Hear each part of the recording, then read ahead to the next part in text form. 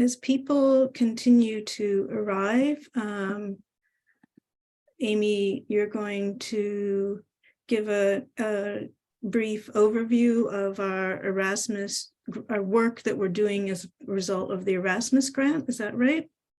That's right. We have worked this past week on an introduction for you to learn more about the project and about our team. So we're going to tell you more about Bilingual Montessori and our project and the team. And a little history about the group.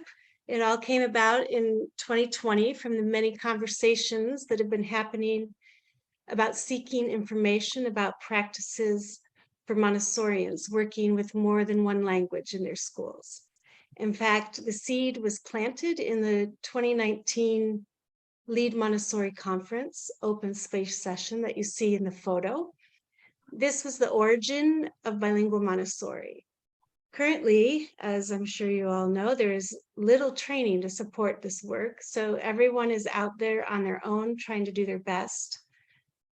There's scarce resources for Montessori schools on this topic and not enough documentation of effective practices. And we do know that there's a lot of challenges down this path. So the number of schools and educators finding themselves in this situation is growing. And that's why we are creating this community to bring us all together. Bilingual Montessori became a true reality when the 3-year grant from Erasmus was awarded, and the project was launched in February 2022.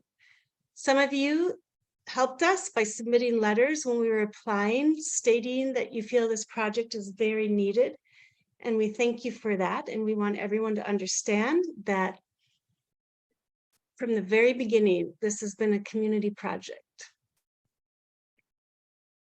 Our approach to the challenge comes from the whole school perspective as we work with the specific needs of the different groupings that make up a school, namely the Montessori guides, the language specialists, and the school leaders. Keeping those groupings in mind, we're developing the grant outcomes in 3 areas.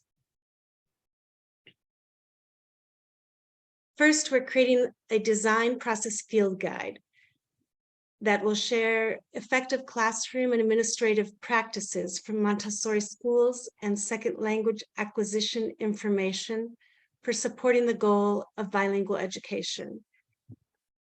Second, we will be offering a 3-level online training course based on this field guide for those wanting to build or improve a bilingual Montessori school with support.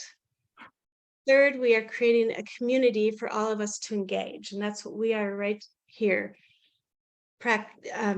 as our community conversations, practicing and supporting each other through different activities like this and our social media group and our Bilingual Montessori website. The Erasmus project is formed from partners in 4 different European countries. Our team consists of a group of carefully selected experts who have joined across Europe to work towards our bilingual Montessori outcomes. On our team, we have Mirka Vlachkova, who's the founder and executive director of the Montessori Institute of Prague in the Czech Republic, as our project coordinator. Dr. Mary Kay McCabe, who founded Madrid Montessori School in 2006, and in 2018 created Learning Ecologies to offer training courses and consulting services for Montessori educators specializing in bilingualism. Maria Smirnova, who founded and operated 4 bilingual schools in Paris and is now supporting others to open schools across Europe. Her French company, Montessori at Work, is a bilingual Montessori project partner. Maria brings her interest in design processes and her expertise as a children's house and elementary guide to our project. And Lucy Wellstead is the founder and director of the Montessori Cordova International School, a bilingual school in Spain. She represents the Education for Life group as a bilingual Montessori partner organization. Lucy's experience as an entrepreneur and school leader brings important insight for those creating bilingual schools or second language programs. Dr. Aoife Ahern is a professor of language and education at the Universidad Complutense of Madrid. She is a bilingual education expert and teacher educator in the area of second language learning, who guides us in our research and provides strong support in the area of second language learning. And Lucy Urbanichkova, which I need to learn how to pronounce that better, is an experienced ESL teacher and language coordinator at Andělec School in Prague, Czech Republic. She brings her years of experience as an English teacher and strong organizational skills to our project. Myself, Amy Tobias, joined the team as our project manager. I'm an experienced Montessori elementary guide in some bilingual settings, and I worked for 6 years as the coordinator of a bilingual education program. And another person on our team, Plamena Koliva, joins us. She's not here today, but she is our Erasmus project consultant who supports us with many things along the way. So we are a very strong team together and all working with great passion and enthusiasm to create a bilingual Montessori. And each one of you are also part of our journey. So please do keep in touch with us via our website and social media and let us know your needs and feedback on the project, because we love to hear from you. We have one more bit of information about our project. We're starting a new part of our introduction this week, and each session we're going to have one member of the team talk in more detail, short detail, but just to give you more of a sense of the work that's ongoing right now. And so today, Aoife Ahern is going to talk about the research that we've been conducting as part of the project. Thanks, Mary Kay.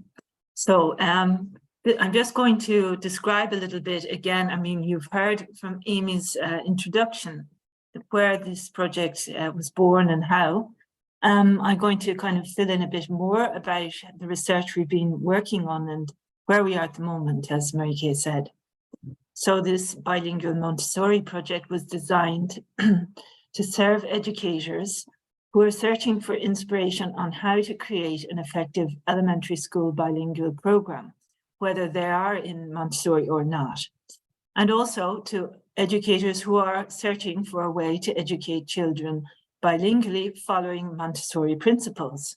We know of many, many bilingual schools out there around the world who may not know about Montessori principles or the way Montessori designed learning in her philosophy or viewed education. And so we're trying to bring together these ideas of how these Montessori principles are applied and how they can be adapted and built into bilingual programs to work together in harmonious ways, the principles for bilingual education with those of Montessori.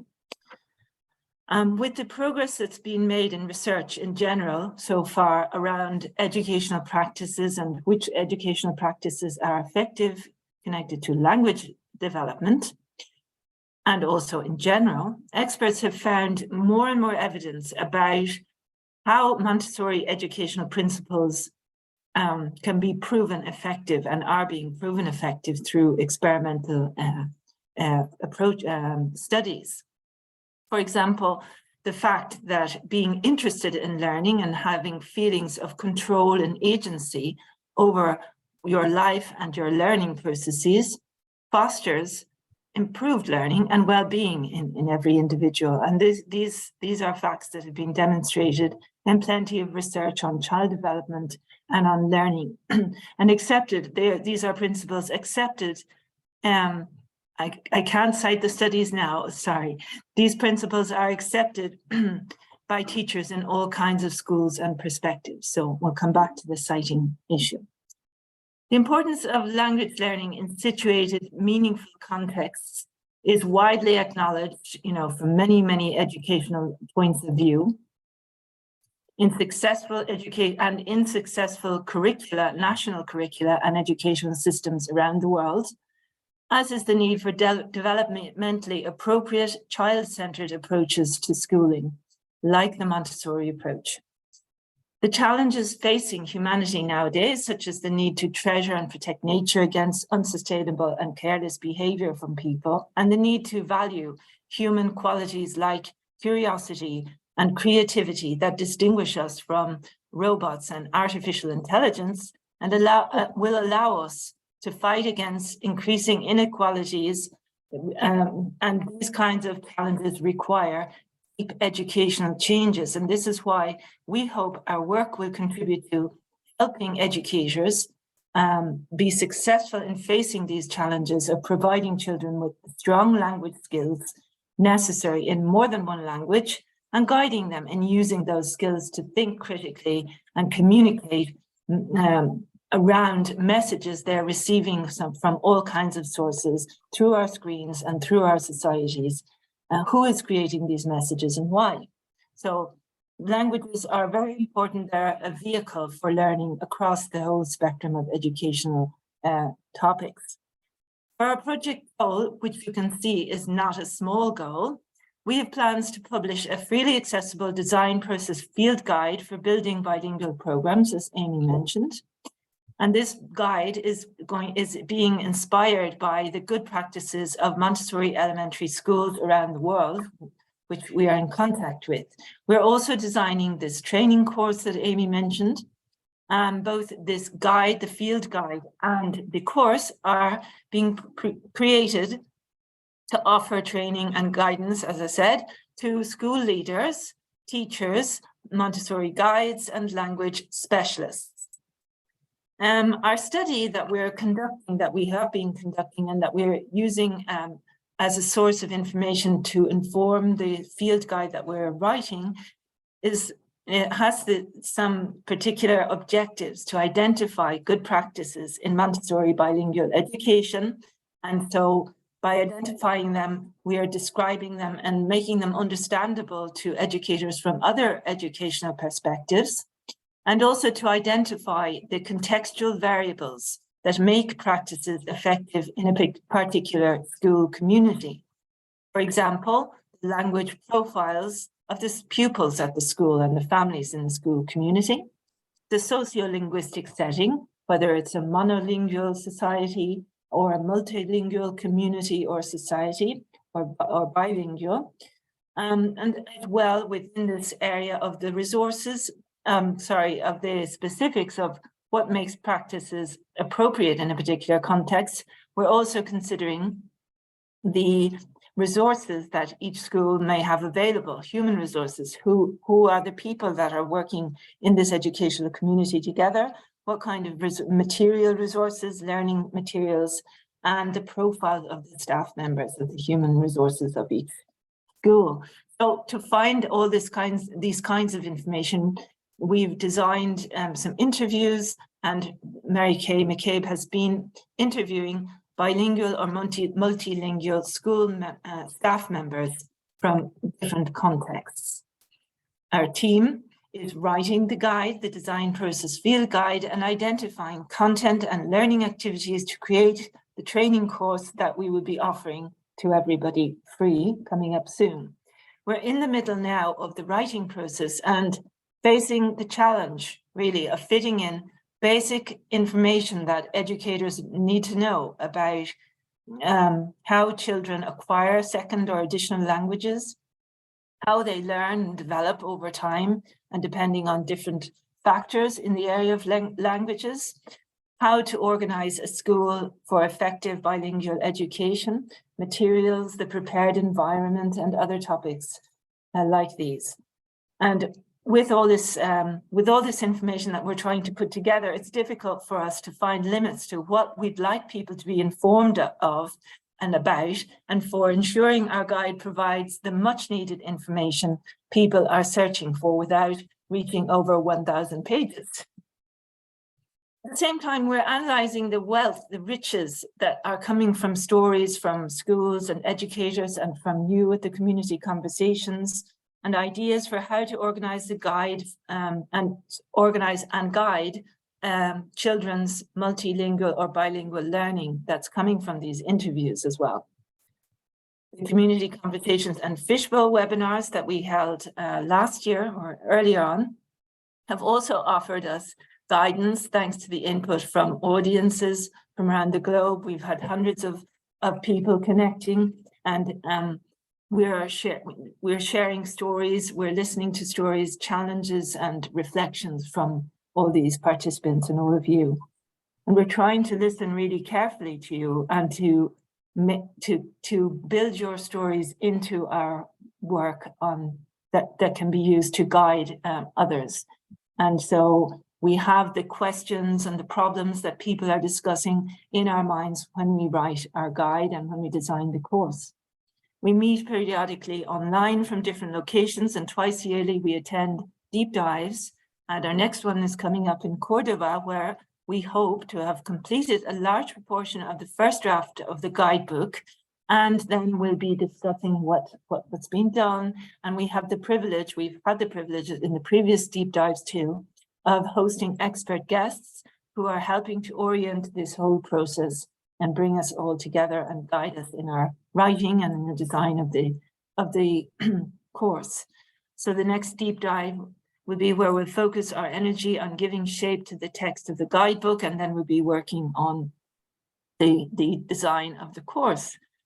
So all in all, our study is taking an ethnographic approach where we are listening to stories from educators and how people are describing and reflecting on their practices, on the context where they are using these practices, and what works and doesn't work well and why, so that we can create a body of useful guidelines for educators interested in Montessori or interested in bilingualism from a developmentally respectful approach. So I think that's more or less the update. Yeah, that's with great. this, Very comprehensive overview of our work, I have to say. Thank you very much. But now I want to introduce our speaker today, Laura Cassidy, who I had the pleasure to start getting to know when I interviewed her exactly for this project that Aoife was just talking about.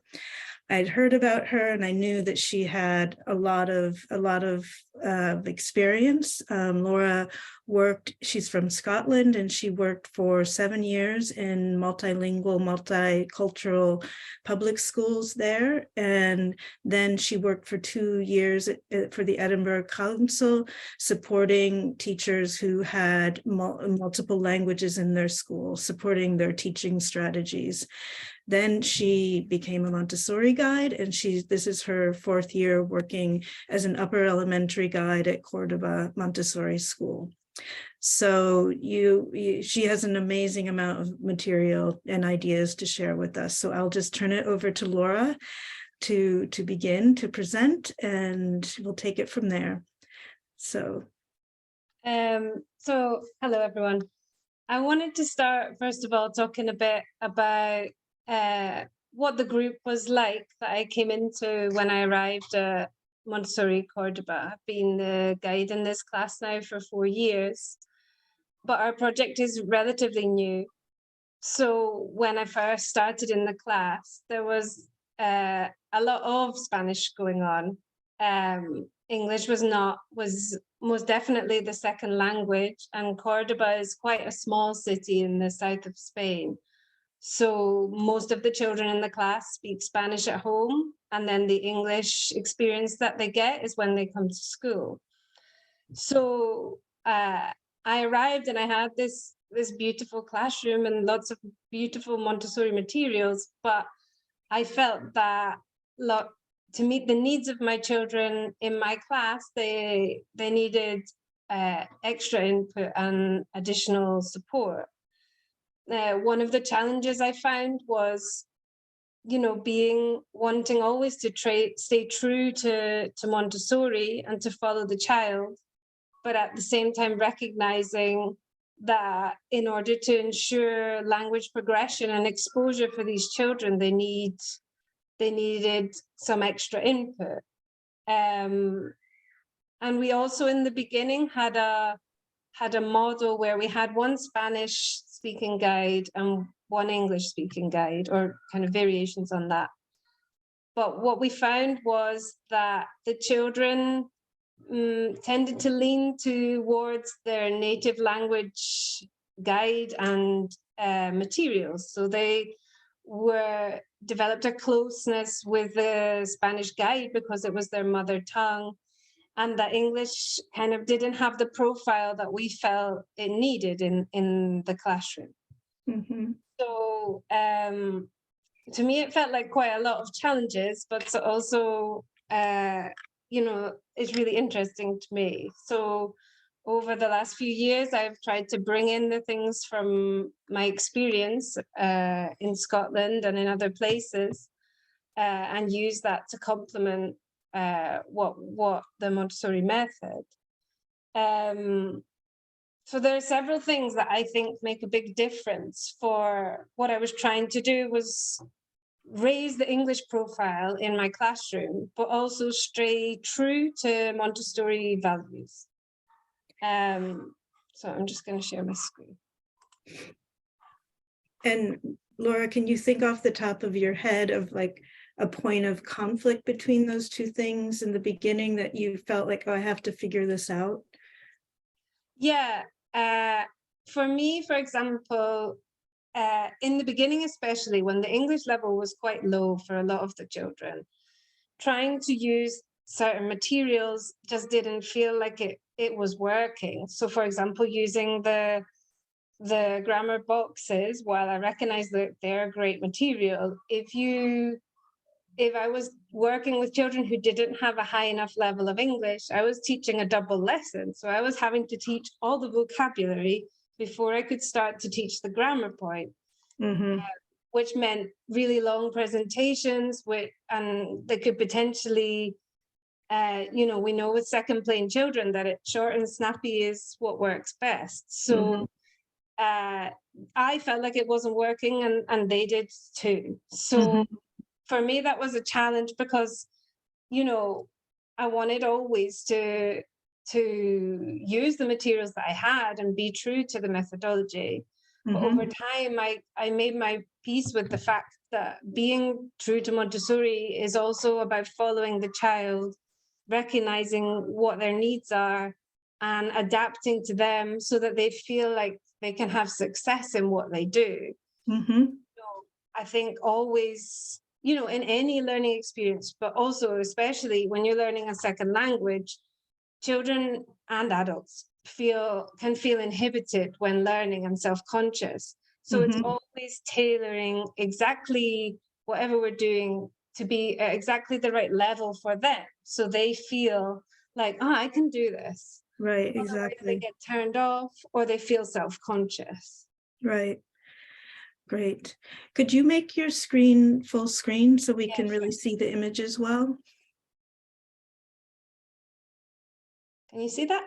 Yeah, great. Thank you.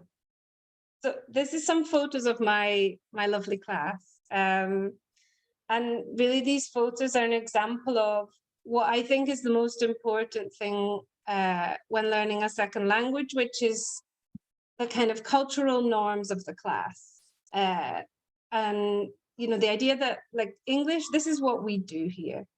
As soon as it's true for, it's not hard to marry that up with Montessori. It's the same thing, really. The idea that the children need to feel secure, they need to feel confident, they need to feel successful, and they need to feel curious every day in what they do. When that happens, that's when the language learning starts to really happen. And for me, it's been very interesting, especially when you were talking last week with Joanna about I think you talked about the gangs of the languages, but it's also true. It happened in this class over years, and as the English level has improved, that this kind of social norm of which language is used has shifted. Mhm. And it's also been affected by the personality of the children. So some children, like we know, it takes academic English can take 7 to 8 years. But I've had children in my class who've been here now nearly 4 years, and suddenly they're speaking in full sentences. And they're, you know, this morning one boy was telling me a long story, but it's not only the language acquisition, it's that he was a child that was very shy, and he now is comfortable and secure in the environment, and that he can be successful.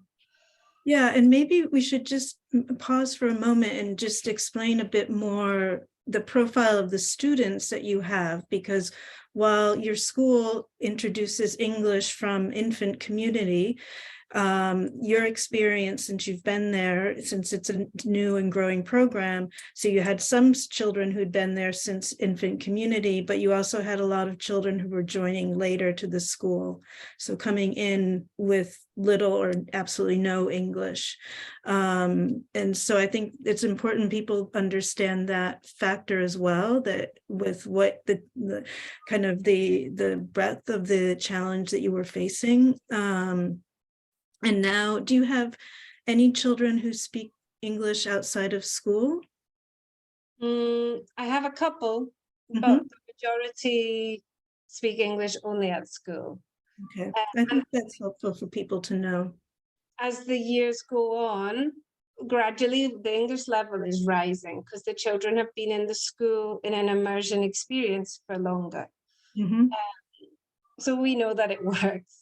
But in the beginning, especially, the profile of the children wasn't like that. So that was especially when I felt I had to be creative in ensuring that each of these children felt they could be successful in what they do. Mhm.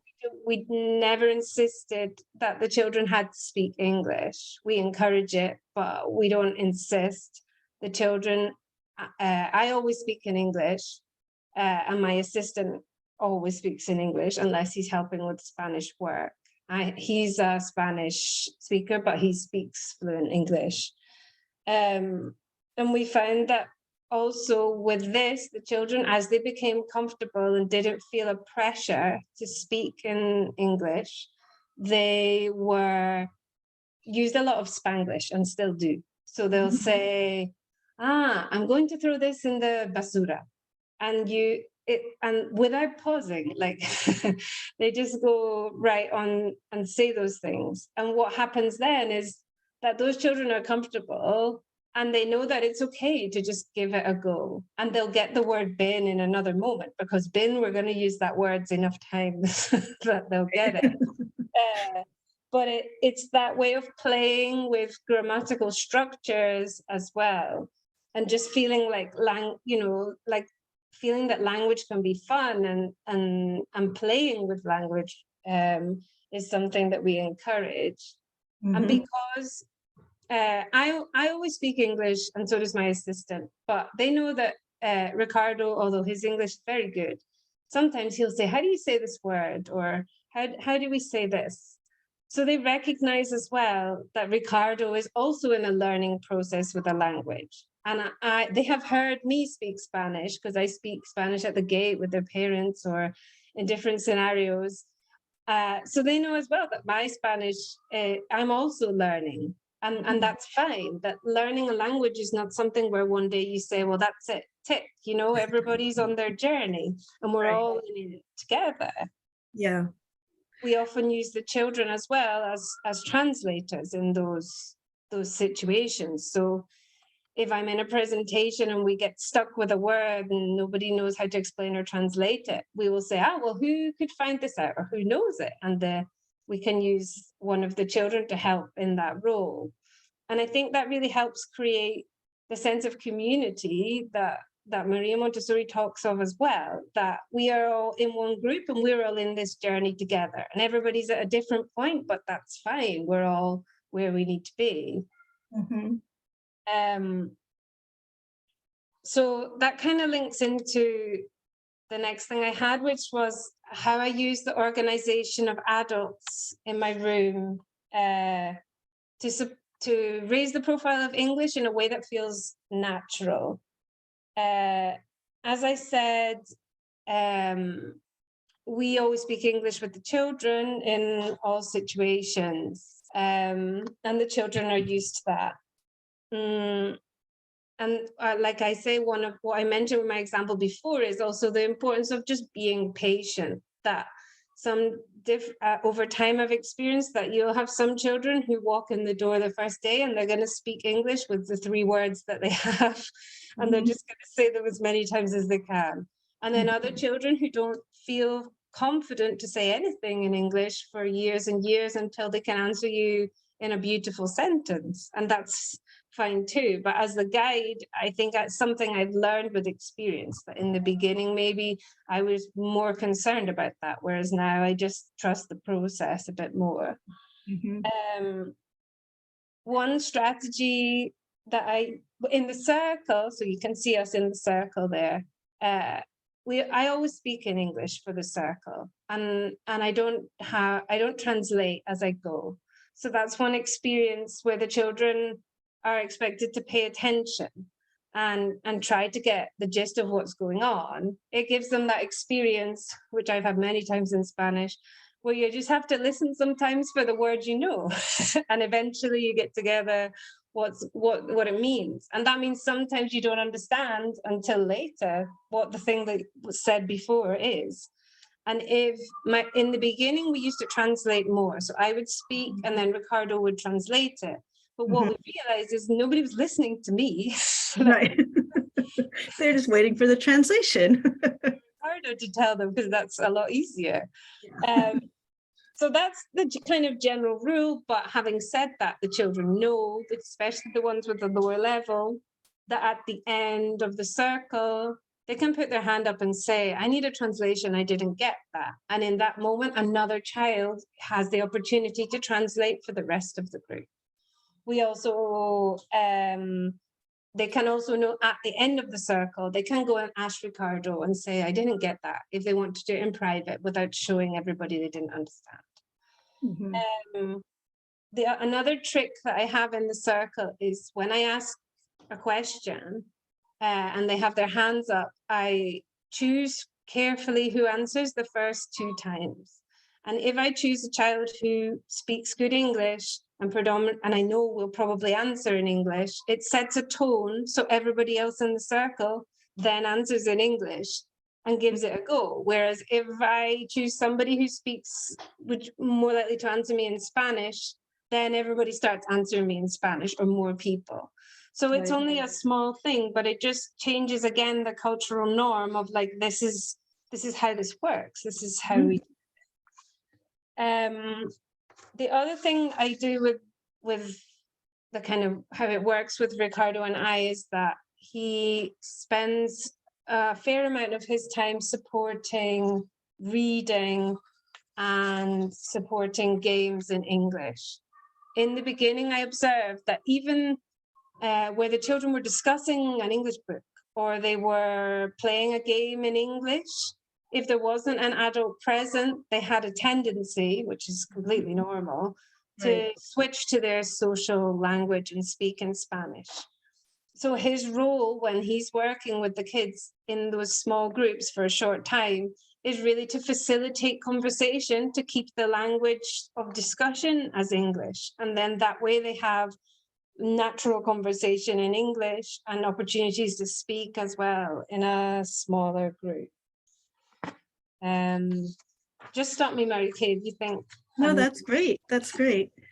So I was going to move on now to reading, because reading is a big part of how we support language acquisition in the class. For me, it's really important to create a love of reading. That my job as the guide is not only to ensure that they can read and blend and understand. Reading so much more than that. And what we really want is to have children who love reading and who want to do it, because those are skills you need for the rest of your life. So during the day, so reading is always a legitimate work choice in my classroom. the library corner is often, as you see it here, with the gang reading. And every day I read aloud to my class. I work hard to pick novels that are quite simple vocabulary, and with a different experience for each child. So the children who are more able, well, they absorb everything and they contribute to conversation about the book.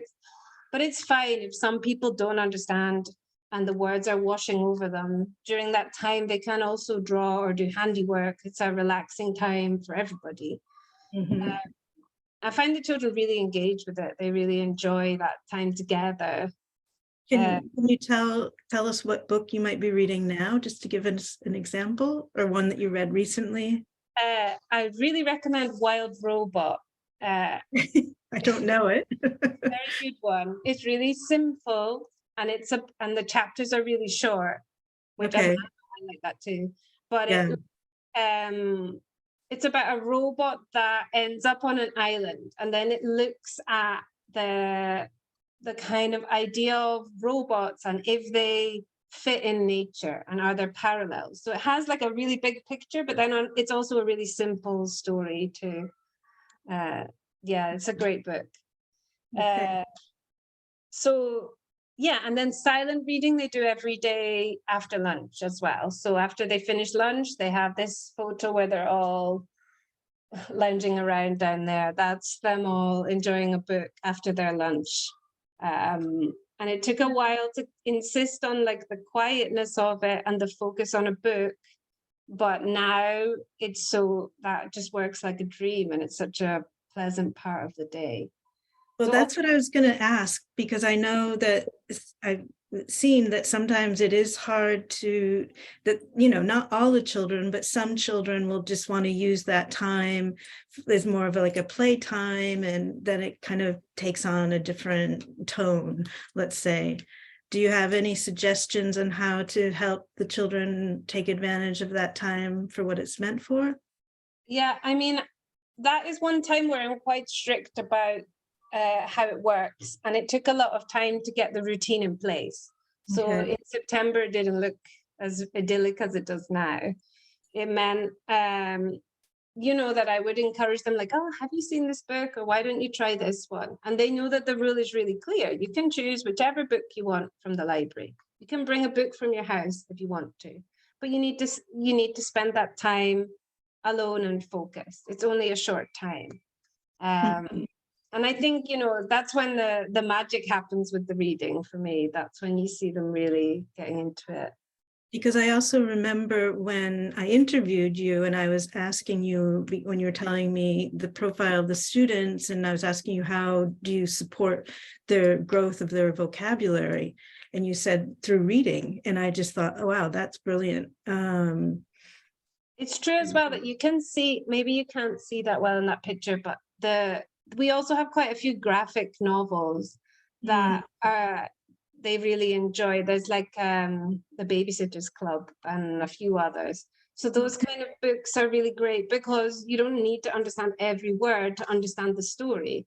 And so Right. that gives a choice to the children who maybe don't feel as confident to just go ahead and read a whole book on their own in English. Mm-hmm. Okay. Yeah, and I think it makes a huge difference to them. So that's kind of the ways I encourage reading every day in the daily routine.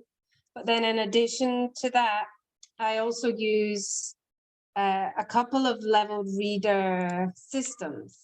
Leveled readers, in case anybody doesn't know, is like where you do an assessment of the child individually.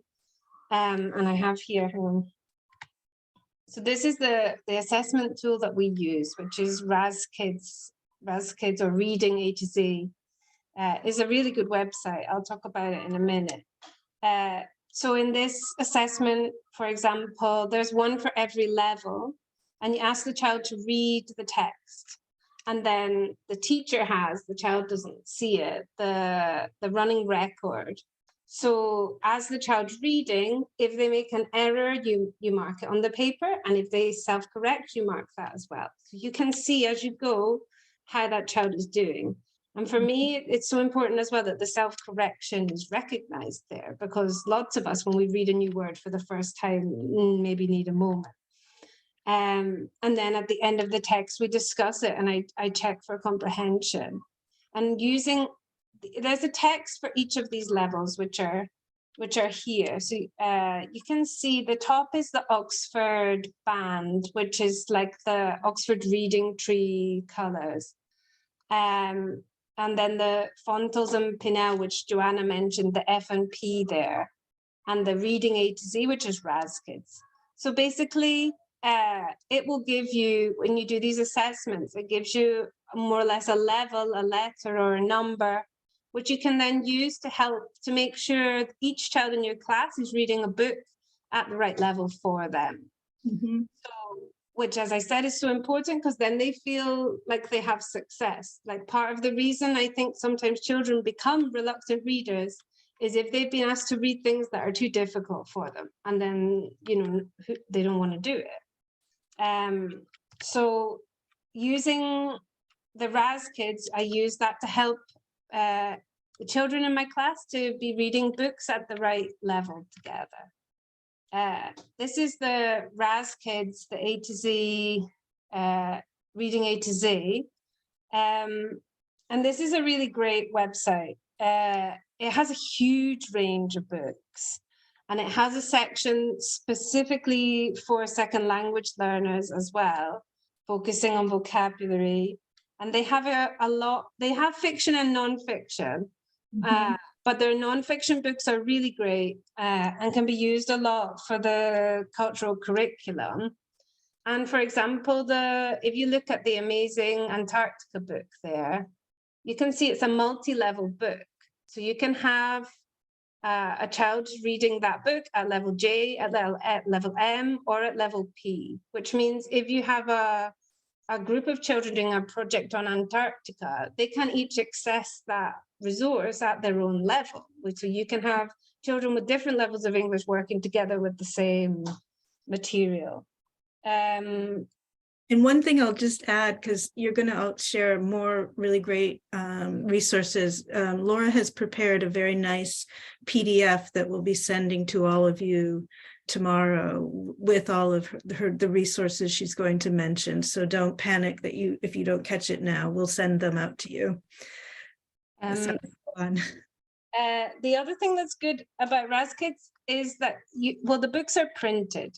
So this is an advantage and a disadvantage of the RASKids program, I would say. The advantage is it's flexible, you can print it, you can follow the child.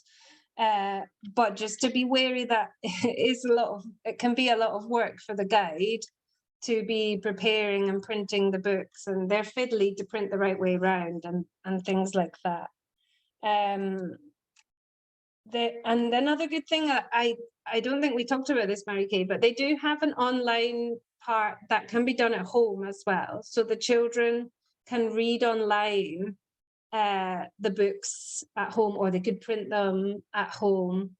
And it also means that, and there's even an option to record. So the child can record themselves reading the book, and then later on the computer, the guide can hear it. I guess my only thing with it was that it was meant more engagement through the computer. And for me, something about having an actual book in your hand that is quite important. So we use RASKids, but we don't use only RASKids. But this is how we started. We started off with the RASKids and went from there. And it's a good option, especially if you're thinking, oh, I want to start this, because it's cheaper than some of the other leveled reader systems. Great. I wanted to mention Oxford Reading Tree. I know Joanna mentioned it, but also it's a really great leveled reader system. You use the assessments to find the right level. And Oxford Reading Tree has really great characters. So you can see Kipper and Floppy there, and they go through the books. So the children find them really engaging, and the stories are interesting and fun. The only thing is that it's more expensive than all the others, I think, probably because of its good reputation. And also it's sequential. So each level you read book 1, book 2, book 3, they follow on. Whereas the reading system that we use is not sequential, which means there's more choice. So the one that we use is engaged literacy. So these books follow the same levels as Oxford Reading Tree or Raz Kids. They're a bit cheaper, and they're beautiful books. And they do this thing that I like. You can see it here where they pair texts. So at the same level, they'll have one fiction and one non-fiction book. Okay. And the thing with this is it's easier to share between classes as well, because if you have, we share them between our elementary, but if you're using Oxford Reading Tree and you all want to read The Magic Key, then it's a problem. Whereas with this system, you can all be, there's so many books at each level and there's no order to it. So it makes it more easier to share between guides. But there isn't the characters development in the same way as Oxford Reading Tree. The other books that we use in my class are called, and we only use these in the upper elementary because really they're for older children. These are catch-up readers. So these are what you call high interest, low level. So these are books that have review the phonic rules, but they're aimed at children from age 9 upwards. The talisman is kind of like a comic book character. And each book has a phonetical theme. And then you can see at the bottom there, before we read each page, they go through the words at the bottom and we discuss the vocabulary. The children really like them. They feel like they're reading Marvel or something, but it's like, it's really good because the language is simple. And the structure of the books is similar. So they learn as well how to follow the structure of that type of story. Right. Then let's see. So the way that I organize the reading in my class. Wait, can I just ask another question before you go on?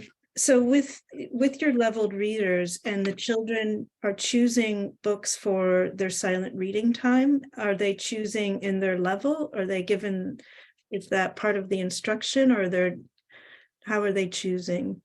The silent reading time they can choose any book. It can be from the library, it can be from home, it can be the leveled reader book as well, but it doesn't have to be. Okay. The leveled reader books, they read them 3 times a week, usually. So they read in a small group of 2 or 3, once with me, once with my assistant, and once or more alone or with a peer.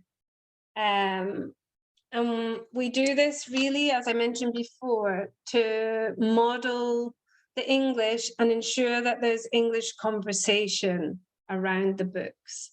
Okay.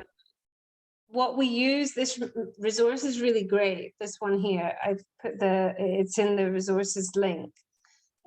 These are questioning fans that we use to discuss the books. So those are for me and my assistant really, because what I noticed that I do, and he also does, is that we tend to ask remembering questions, which are at the bottom of Bloom's taxonomy there.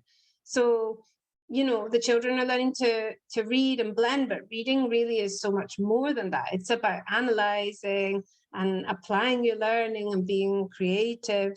So these questioning fans give you the beginning of a question for all the different areas of Bloom's taxonomy. And that, it's things like, oh, imagine you could write your own ending for this book. What would you choose? Or can you describe for me the main character in this book? What do you like them? So getting them to think about not only do you understand what it says, but also the facts, yeah, so to speak, right? Yeah. And as an adult, it's really easy to just want to, especially with all the things we have to get into every day, to listen to them read, to think, well, they've read it, and then to say, and why did he do that? And they give you the answer and you move on. Whereas if you have these big questions, it forces them to pause, and you to pause and reflect a bit more. And that's when the really interesting conversations happen too. It's also really helpful for my assistant, even though his English is very good, because it's like a very clear structure for a question. So it gives him, he's not having to think all the time of these questions because they're there in front of him, and it helps him to be more analytical with the kids. And just to point out, if people can't see, this is something that Laura found in Twinkle, a website that I'm sure many of you use and are aware of, but there's a lot of great English material there. Well, other languages too, but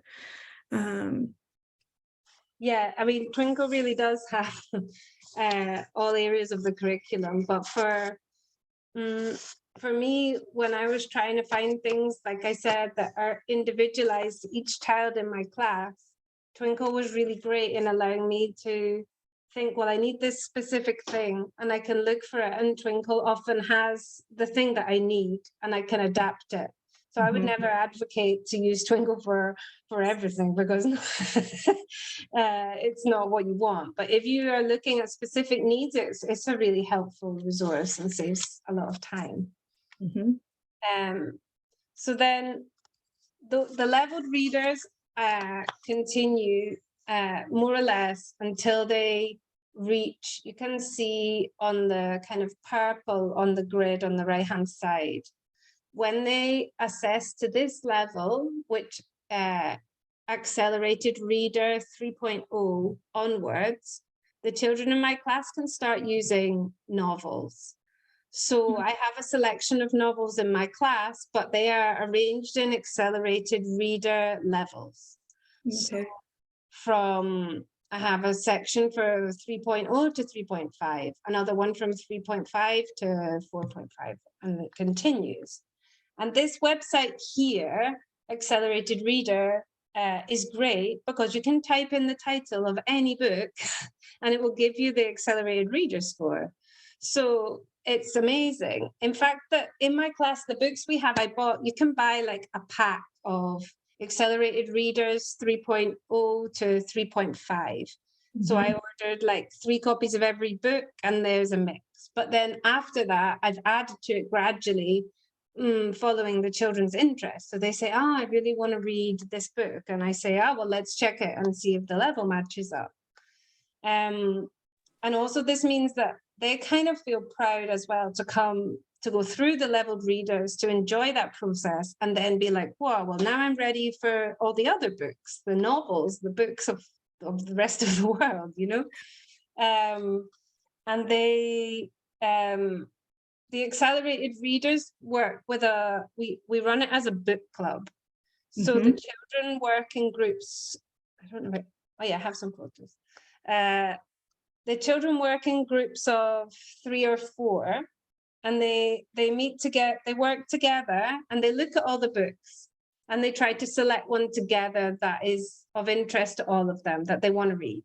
And it will be at their accelerated reader level. They know that they have 1 month to finish the book, more or less. They know that they can ask for another week or so if they need it, but yeah, that's the idea. And then as a group, they agree until what page they're gonna read. So they know like every Thursday at 11 is book club. So they say, okay, for next week, how many chapters are we gonna read?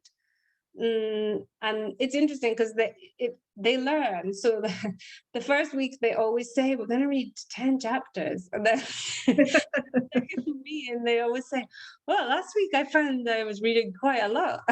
Maybe it should be shorter. And then they divide into different group jobs. So each week somebody has a job. They know they have to read their pages. They have to resist to read on.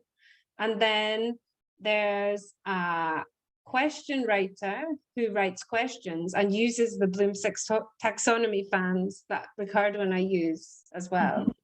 There's an artist. So the artist creates something about the book, but it can't be a copy. It can't be copying the picture. It has to be something from your mind that stuck out that you can make a piece of art with. And then there's a game maker. That's the most popular one, where they have to come up with a board game based on the book. And there's a summarizer, but the summary can be a comic or however they want to do it. And these activities, sorry, go on. No, I just think this is such an amazing concept.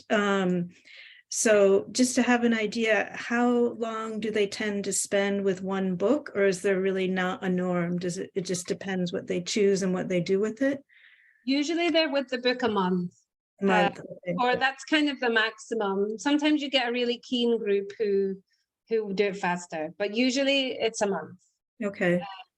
Otherwise, I mean, sometimes I let them have longer, but they get fed up with the book. It's better if they don't take too long. Don't drag it out too much and it becomes boring. Yeah.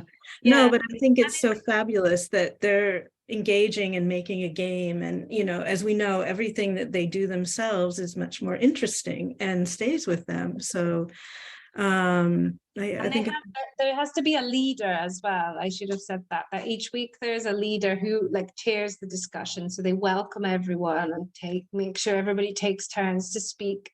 And it's their job to record and give to me like what the plan is for next week. And they also. Sorry, is the leader also the one who reminds everyone what day and time they're meeting, or is that? Yeah, they do that. And they now we've so it's mainly upper elementary, but some children from elementary 1 are also part of the book club, the more able readers in elementary 1. So, but it's quite sweet because the older ones especially get worried for them forgetting to do their work. So somebody's always saying, do you think I should just go downstairs and just remind them that tomorrow's so it works really nicely. And this is obviously by the time they get to this level, they have a higher level of English. So I know that the conversation between them is in English. Mm-hmm. You know, and the way that the activities are done in English as well ensures that happens. You know, they also have to learn to be responsible. They know that if they don't, or they learn through the process, if you don't read the pages and you don't put a lot of effort into the work, then the book club is not as fun. Like if only some people have the job, it's really short and it's not as engaging. So yeah, it's also an important process for that. Yeah, no, it's great on so many levels. I think it's and is this something that you had used before in Scotland, this concept of a book club? Yeah, there we called it literature circles, actually. I don't know how it ended up as book club. Literature is hard to say if you're not a native speaker. Sounds like more fun than literature circles. That's true too. It sounds a little highbrow, doesn't it? Yeah. So in Scotland, when I would the first few years where I was teaching there, especially, it was a big thing. And so it worked. It came from there, and I always loved it. And then when I came here to Montessori, I just thought, well, this is perfect. It's like it's so autonomous and this so creative and it's so engaging. All these things, it's perfect. It fits exactly. So the last part, I don't know how I'm doing for time. Doing really well. I think it would be good. Did you want to share one more thing, or? I just have a couple of like games from my classroom, ESL games to share. That's actually, I'm just looking at the questions now. That's one of the questions. So why don't we start there? Okay.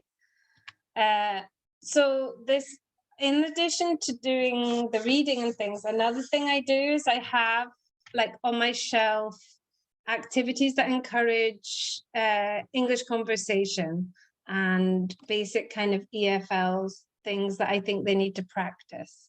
Mm-hmm. So these are all from Twinkle, which we mentioned before, which I would really recommend. This is conversational snakes and ladders. So when you land on a question, you have to answer one. But this game, I especially like it because it works on 3 levels. So the purple ones are the easiest, the green are the middle, and the orange are more difficult. So it means that children who have different levels of English can play the game together and both really enjoy and get something out of it. That's great. And it's also, I mean, it's true that often they want to play this with the assistant. He likes it too, but he doesn't like snakes and ladders. But it's also, it's so structured, and it's so, you know, they have to have a timer that I know they're still going to speak English when they're playing this game. Maybe in between they're going to say it's your turn in Spanish or whatever, but I know that it's structured enough that they're going to do it. Mm-hmm. Another one is Guess Who, which is also really popular. When we first put this game out, I thought it was going to work great. And then I noticed that if I moved away, I noticed they were doing it in Spanish more. So then the children developed little cards in English with the questions. And it works, and now it works great. It's, again, when it has a really clear script for them, it works really well. And they practice third person singular there when they're doing that one. So just to say quickly how it works, someone has to... Just assume that everybody knows how to play Guess Who. Sorry, I never played. I don't know if everyone else has, but I haven't. So Guess Who, you each get a card. So these are the cards on the right, the blue ones. And the other person has to guess who you have. And you each have a board. So I might say, well, first they always say, is it a boy or is it a girl? Okay. And then you would cross off. If they say it's a boy, you cross off all the girls. Then you would say, like, is he wearing a hat? And if they say yes, then you cross off all the people who are not wearing a hat. And you take it in turns until one person gets it. That's what I was kind of imagining. So they play in pairs. Yeah. Okay. And Okay, it's great. a popular one. There's often a queue for it. Okay. The other thing that Twinkle has that's really good is they have a lot of reading comprehensions at a lot of different levels. So I wouldn't advocate only reading comprehensions. Like, I think it's important to read in groups and with books, but these are a really good resource as well for practicing comprehension. And what I've done is I've organized them into levels. So you can see this one about the guinea pig here is quite simple. They can read the text, there's lots of visual clues, and then answering the questions doesn't take so long. All of the reading comprehensions also have an answer sheet for control of error. And the children in my class have developed a tick chart for them. So they have the title of all the texts at their level. They tick the one they're working on and they write the date when they complete it. So that they, again, are working and they feel successful, you know, especially like this kind of reading comprehension that's not that difficult, really. They're learning to lots of vocabulary, but they're also learning that skill I talked about of extracting the key words and finding the information that you need. No, and if you're interested in the topic, like guinea pigs, then you'll be motivated to read this. So a couple of follow-up questions from the chat. So someone's asking if they can take these games out freely during the work cycle. So I'm just going to stop sharing.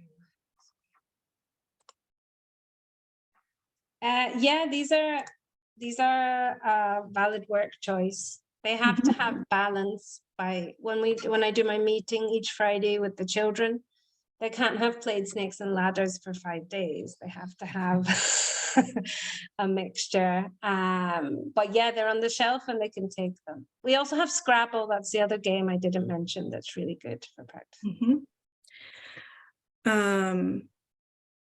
So someone else says, I mean, this is obviously going back to other points in the talk. Someone in Prague says that they have a similar situation at their school because the mother tongue language guide keeps translating for me, but it's not clear to me if that's a problem or it's just a comment or a question. I mean, anyway. So also someone else regarding the grammar boxes, someone else asked, can you replace the words on the grammar box cards with pictures, illustrations until the children get the vocabulary? Or you don't use the grammar box, but do the same lesson procedure using cards, image cards and grammar symbols? I think that sounds like a really good way to do it. My plan is always to get those grammar boxes adapted perfectly so that they can be used in that way. Right. Yeah, it's a lot of work. It's a lot of work, but I agree that I think that's a really necessary adaptation that's needed.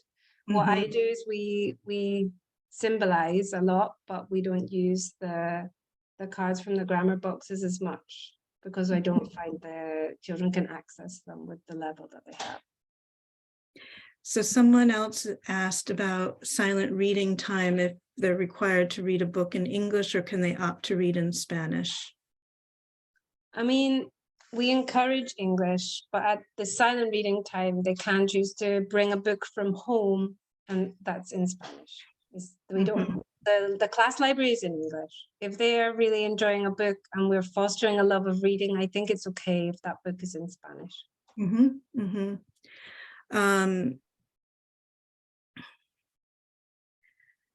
Someone else would love to see pictures of how you organize the materials on the shelf for the students to choose from. Maybe we can include that in the field guide. Okay. Just make a note of that.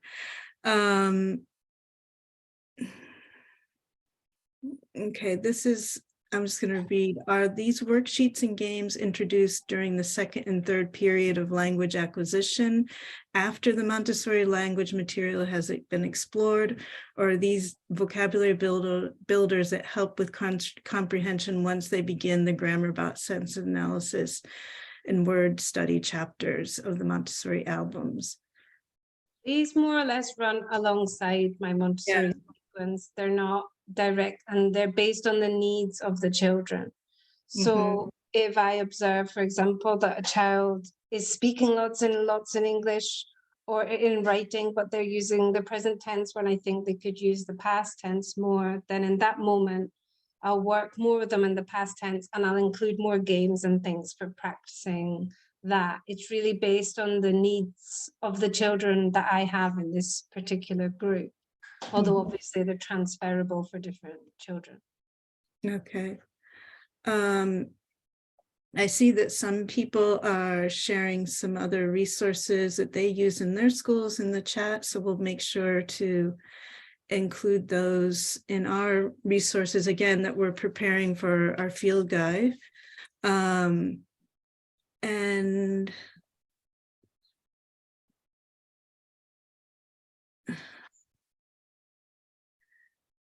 yeah, someone else, there's a couple of questions about Spanish in the school. One person asks, is your L1 team using the same resource in Spanish? I'm not sure which resource, but do you want to just explain maybe a little bit of the relationship between English and Spanish in your school? Yeah, the Spanish in our school is taught by a Spanish specialist, and the children receive presentations once a week with her, and then they have follow-up work that they can work on with my assistant. It's based on the requirements of the Junta de Andalucía. So that part in my class, at least that part of the curriculum is not necessarily delivered in that way. It doesn't run alongside mine. It runs in terms of what they have to cover. Right. Someone else asks about the requirements for Spanish in the school. Do you want to talk about that, or do you want me to? We both know. Yeah, I mean, the requirements for Spanish are that they have to receive a certain number of hours. Maybe you know how many it is, Mary Kay, in Spanish instruction a week, and they have to do geography and history in Spanish. Oh, Spanish history and geography, I should say. It actually is not specified the number of hours, at least 5 or 6 years ago when I was talking to an inspector. They kind of guide you towards 6 or 7 hours per week, but there's nothing in the legislation that says. But it's very clear to the parents of our school that we are, the objective for the children in our school is that they will leave with academic English. So the focus will always be on delivering everything in English and encouraging English while also meeting the requirements needed for Spanish. Yes.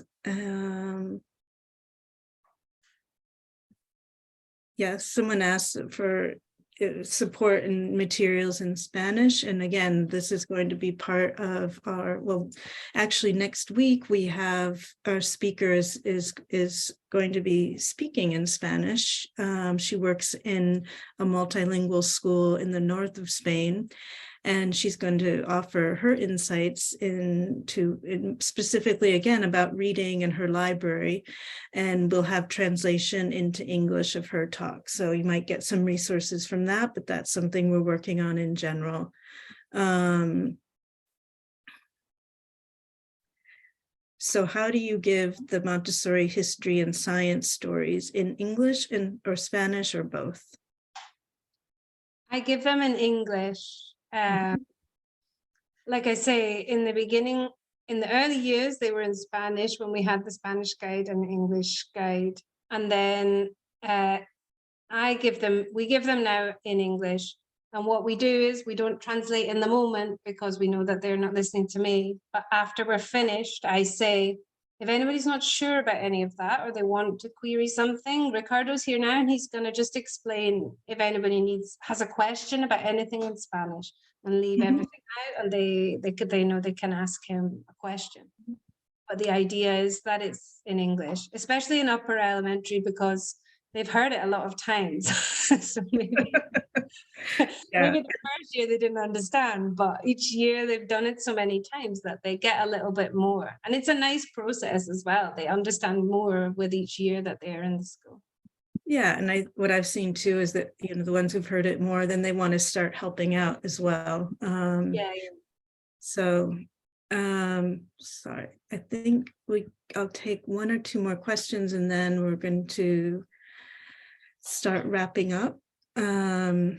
Someone would like to know if you're available for questions and guidance.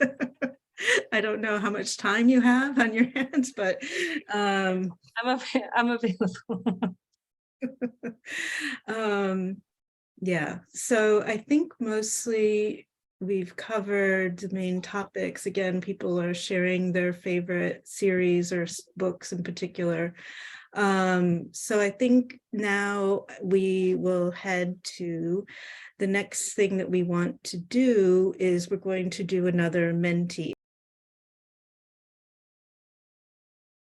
In terms of the mentee, we will have a chance to put our thoughts together, what we've heard, all the amazing things we've heard and what we're taking out of the talk today, which is on one hand very beneficial for you because you will be leaving with specific aha moments, and also it provides us with feedback what you're taking away. So I will just keep scrolling down a little bit.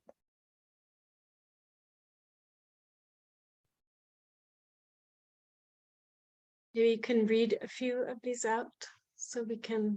So all of the resources from Europe I wasn't aware of. How to set up a book club with different responsibilities and goals. The central role of reading and games in developing a class culture centered in the second language. Circle time is a strong moment for language immersion. Engaging global topics can be discussed, and the strategy of setting the language stage by calling specific students is great. Thank you. Cross-linguistic transfer is a topic for further research. Different activities based on a book rather than only reading and understanding. Can you scroll up, Lucy? I think I missed some at the top. Trust the process, love reading, circle time in English, the translation system that you've worked out. DL schools across the world are struggling with the same challenges in supporting L2 for non-native speakers.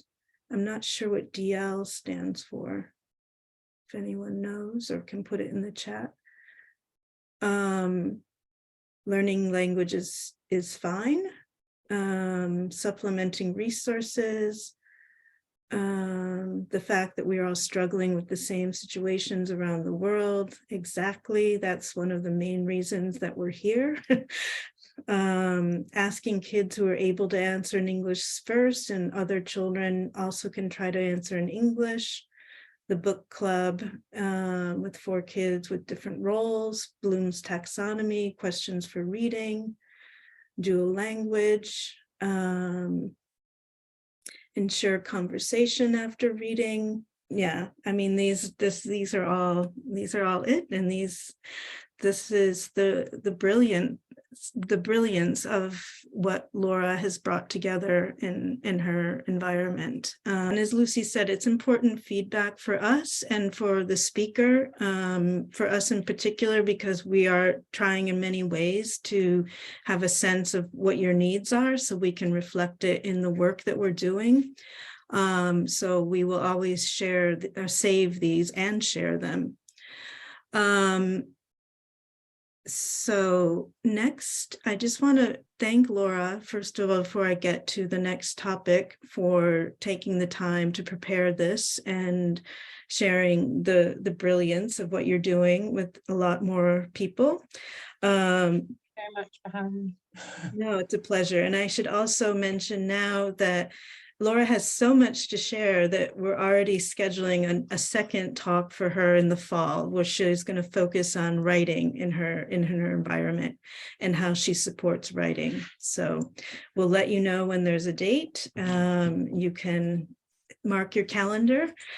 And so now I just want to share with you what is coming up in the proximate future. Our calendar should come up on the screen in a minute. So as I said, next week is Paola Esteve from a school in the north of Spain. And the title of her talk, I think, is pretty enticing, which is how I got my children to love reading. After that, Lucy Wellstead, who's part of our team, is going to talk about the human resources puzzle, so a topic for school leaders and coordinators. And then we have the next 3 guests are going to be talking about experiences in children's houses. So Florencia Ugalde, Danielle Deslaurier, I have to practice your name, Danielle, Romali Rosales, and then our last talk for this cycle, which is in June, will be Lucy, who will be sharing some of the insights she's gained as a second language, and English as a second language teacher in a Montessori school, and focusing on how she designs materials. So we just want to give you a sense of what's coming up. And like I said, I'm already looking at dates in the fall to schedule more talks. So thank you so much, everyone, for coming. And as you may know, and you can also tell your colleagues and friends, that you can find these talks, the recordings of these talks, on our website. So shall we unmute ourselves and say goodbye?